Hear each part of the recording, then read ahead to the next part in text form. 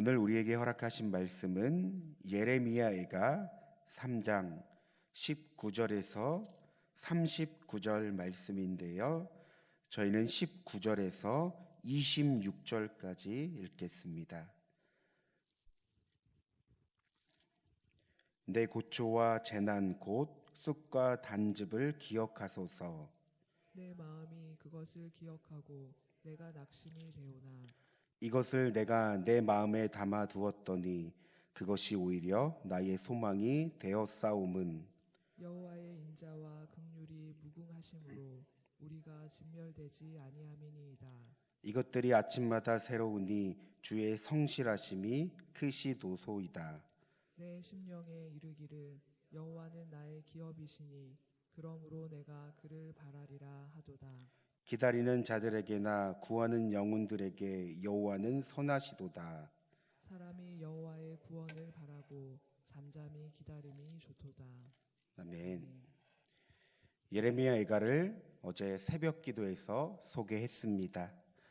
예레미야 애가는 예루살렘이 참담하게 파괴되고 멸망당한 현실을 노래하는 5편의 시 모음집입니다.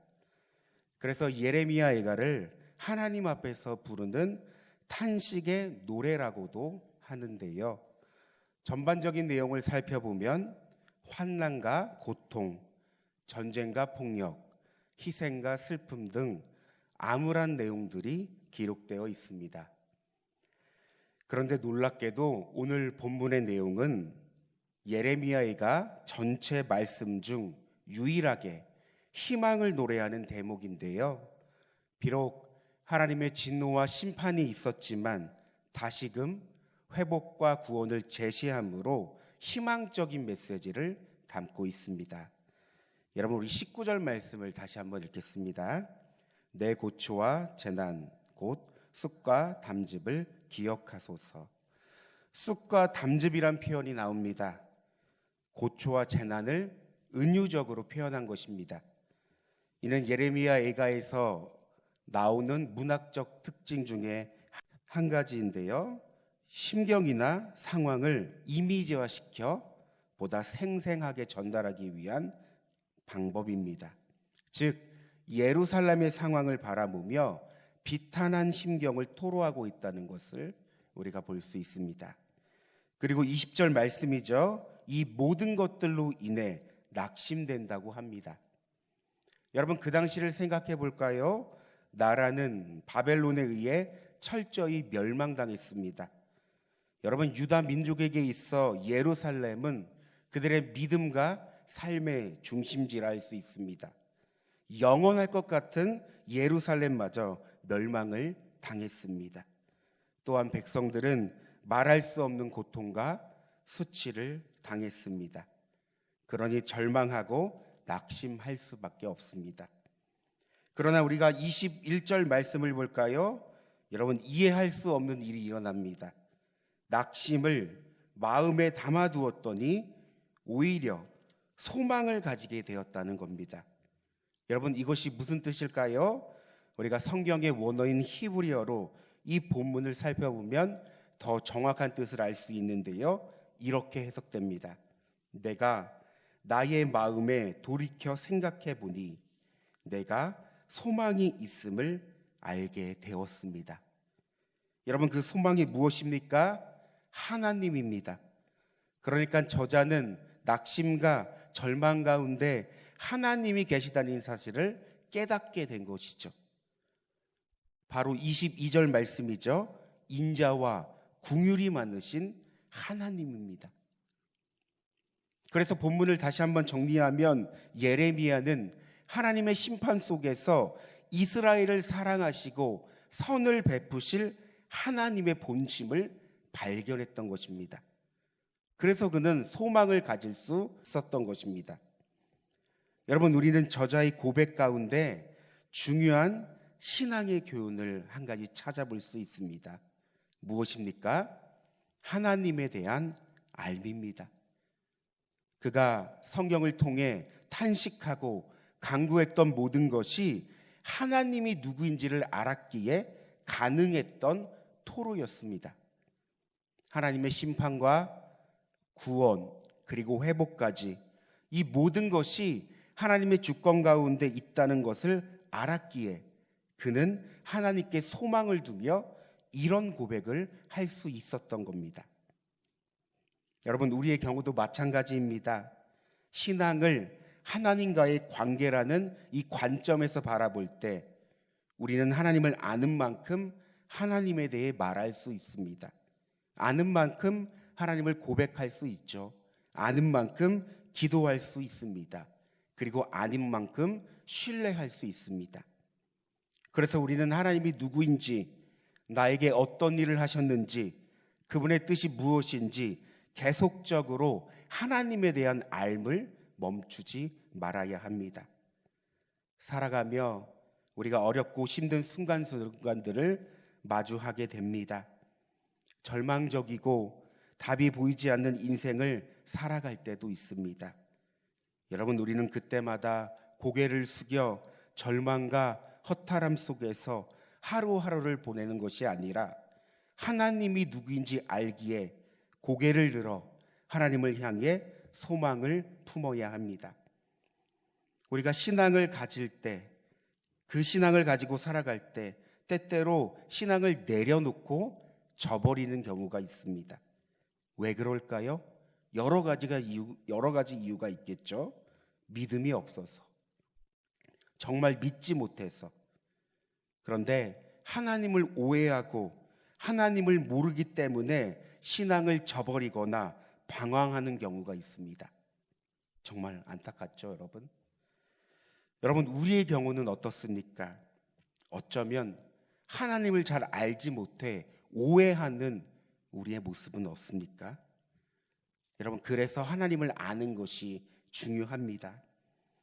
여러분, 우리에게 날마다 큐티, 날마다 기도가 허락되었다는 것이 얼마나 소중하고 귀한 것임을 깨달아 알 수 있는 저와 여러분 되길 소망합니다. 우리는 이 시간을 통해 하나님을 알아가기 때문입니다. 한편 26절에는 하나님을 알고 하나님께 소망을 가질 때 요구되는 신앙의 모습도 찾아볼 수 있습니다. 여러분, 우리 26절 말씀을 함께 읽겠습니다. 사람이 여호와의 구원을 잠잠히 아멘.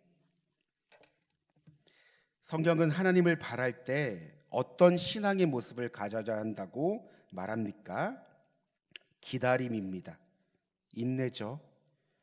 바로 하나님께서 하나님의 사람에게 요구하는 신앙의 모습입니다. 또한 여러 예언서를 보면 이스라엘의 구원과 회복을 선포할 때도 하나님께서는 이스라엘 백성들에게 요구했던 신앙의 모습이었습니다. 여러 성경 말씀을 보며 우리가 알 수 있는데요. 오직 여호와를 앙망하는 자는 새 힘을 얻으리니.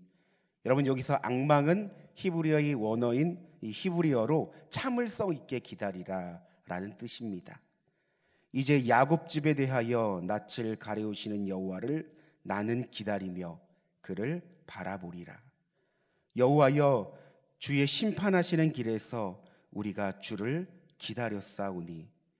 그런데 여러분, 그냥 기다리는 것이 아닙니다. 이 기다림 속에는 하나님을 향한 신뢰와 믿음이 내포되어 있습니다. 여러분, 우리의 삶에도 동일합니다.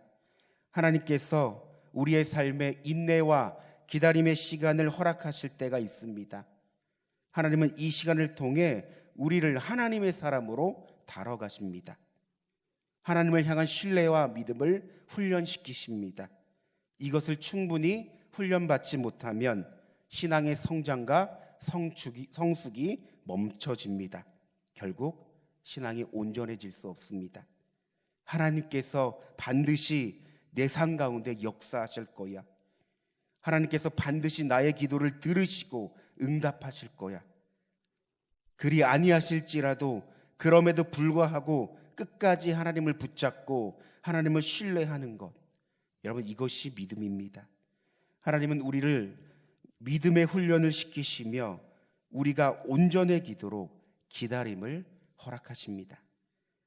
그런가 하면 기다릴 때의 모습도 소개합니다. 여러분, 우리가 읽은 26절을 다시 한번 보십시오. 어떻게 기다리라고 합니까? 잠잠히 기다리라고 합니다. 잠잠이란 히브리어로 두맘이라는 단어입니다. 그런데 이 단어의 어근을 보면요, 다마라고 하는데요, 뜻은 침묵하다입니다. 그래서 본문을 다시 한번 풀이하자면 하나님의 심판, 징벌에 대해 원망하고 불평하지 말고 잠잠히 그분의 선하심을 믿고 기다릴 것을 성경은 권고합니다. 여러분, 참 기다림, 인내가 어렵죠.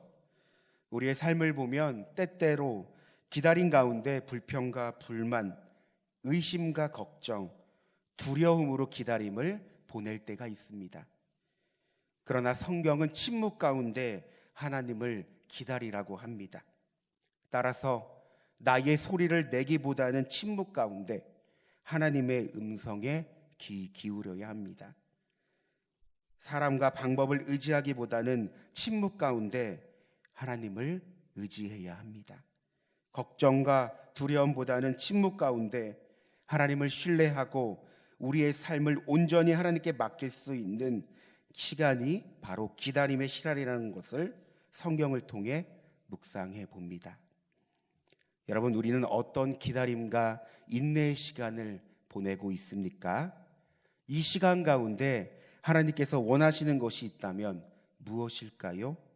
왜 하나님께서 이 시간을 허락하셨을까요? 나아가 우리는 어떻게 이 시간을 보내고 있습니까? 오늘 본문은 우리에게 중요한 신앙의 교훈을 말해줍니다.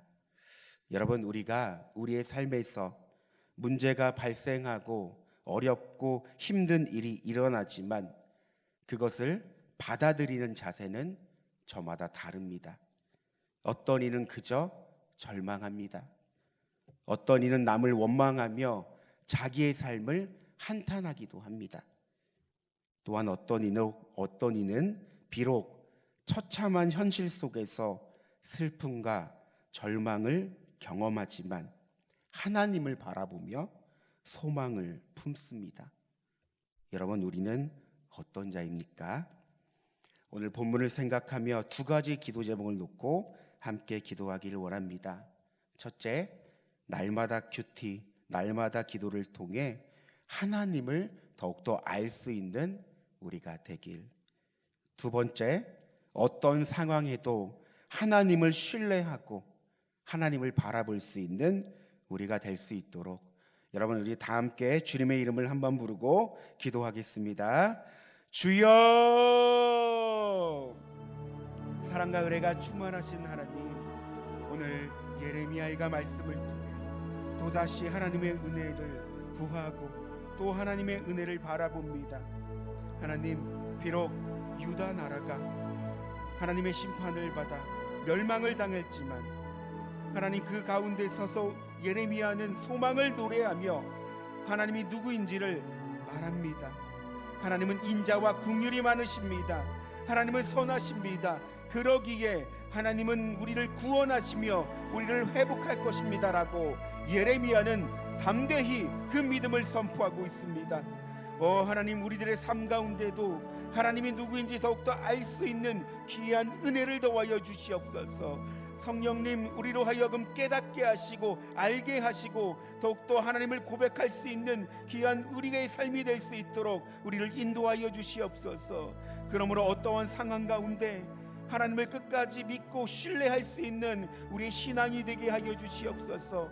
하나님이 때때로 우리의 삶 가운데 기다림을 허락하실 때, 인내를 허락하실 때 하나님, 우리가 때론 불평과 원망, 초조와 하나님 걱정과 두려움으로 반응하는 것이 아니라 잠잠히 침묵 속에서 하나님을 신뢰함으로 더욱더 하나님을 의지할 수 있는 우리의 삶이 될 수 있도록 하나님, 우리를 다스려 주시옵소서. 하나님, 그 신뢰와 믿음을 통해서 하나님께서 고난 뒤에 있을 그 영광과 하나님 그 축복을 우리가 더욱더 생각하며 소망을 가질 수 있는 귀한 우리의 삶이 될 수 있도록 하나님, 우리를 인도하여 주시옵소서. 하나님, 오늘 하루도 기다림과 인내의 시간을 보내고 있는 성도님들 위하여 기도합니다. 하나님, 오늘 이 시간이 너무나도 하나님 초조하고 너무나도 하나님 치열하고 너무나도 하나님 갈급하지만 하나님, 이 시간을 통하여 반드시 하나님께서 일하시고 역사하시고 은혜 주실 줄 믿습니다. 그러므로 우리가 잠잠히 하나님을 바라보며 하나님께 소망을 두며 나아갈 수 있는 하루의 삶이 될 수 있도록 하나님, 우리를 인도하여 주시옵소서. 그 가운데 더욱더 하나님을 신뢰하며 더욱더 하나님을 바라보며 하나님, 더욱더 하나님으로서 만족하고 충분한 삶을 살아갈 수 있는 우리의 삶이 될 수 있도록 하나님 이끌어 주시옵소서. 하나님, 우리가 살아가다 보면 여러 문제와 하나님 어려움들이 발생되지만 이것을 받아들이는 자세가 너무나 다른 것을 알 수 있습니다. 그러나 오늘 성경을 통해서 우리가 처참한 현실 가운데 슬픔과 절망이 가득하지만 하나님을 바라보며 하나님께 소망을 품을 수 있는 우리의 삶이 될 수 있도록